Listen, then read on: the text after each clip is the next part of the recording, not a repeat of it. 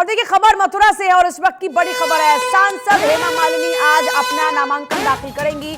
CM Yogi Adityanath नामांकन में मौजूद रहेंगे। हेमा मालिनी लगातार प्रचार प्रसार में जुटी हुई हैं। देखिए अगर बात की जाए मथुरा सीट की तो 2 बार से लगातार चुनाव जीत रही हेमा मालिनी। 2014 में चुनाव लड़ा, 2019 में चुनाव लड़ा, जीती। और पिछली बार तो हालांकि बहुत ज्यादा अच्छी स्थिति उनकी नहीं थी, लेकिन जीत हासिल की।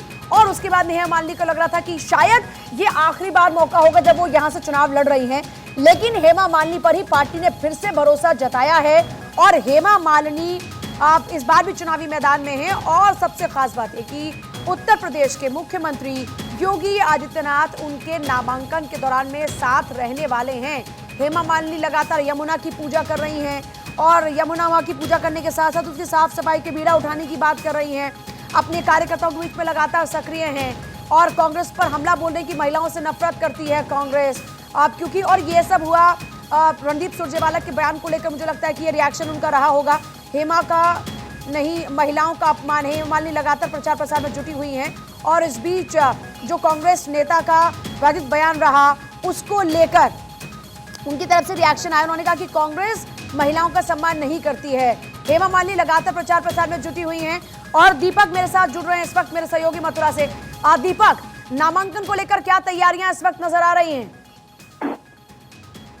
देखिए बिल्कुल, मैं आपको बता दूंगा जो हेमा मालिनी का आज नामांकन है। हेमा मालिनी अभी थोड़ी देर में नामांकन करेंगी।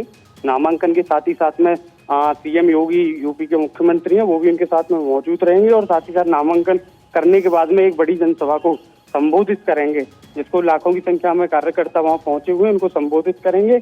और लगातार तैयारी अपने प्रचार प्रसार में हेमा मालिनी लगी हुई है और देखना होगा कि अब की बार तीसरी बार पार्टी ने उन पर भरोसा जताया है। देखना होगा कि हेमा मालिनी कितनी उसमें सक्षम रहती हैं और क्या अब की बार भाजपा की टिकट मथुरा से हेमा मालिनी निकाल पाएंगी। जी अच्छा, बड़ा सवाल ये कि खुद उत्तर प्रदेश के मुख्यमंत्री योगी आदित्यनाथ उनके नामांकन के दौरान में पहुंच रहे हैं, तो और भी अन्य कार्यक्रम तय रहे होंगे, लेकिन हेमा मालिनी के लिए खास तौर पर सीएम योगी का आना, इसके क्या मायने हैं? देखिए कहीं ना कहीं कह सकते हैं कि बहुत बड़ी बात है कि सीएम योगी हेमा मालिनी के नामांकन में पहुंचे हैं और नामांकन में पहुंचने का तो बात ही बड़ी है, क्योंकि कह सकते हैं कहीं ना कहीं फिर कोई चांस नहीं रहता सीट निकलने का। हेमा मालिनी लगातार जैसा माहौल अब तक मथुरा में देखने के लिए मिल रहा है उसमें हेमा मालिनी अब तक कहा जा रहा है कि सीट निकल सकती है और साथ ही साथ सीएम योगी पहुंच रहे हैं तो अलग ही इम्पैक्ट इसका जाने वाला है। जी चलिए, बहुत ही शुक्रिया।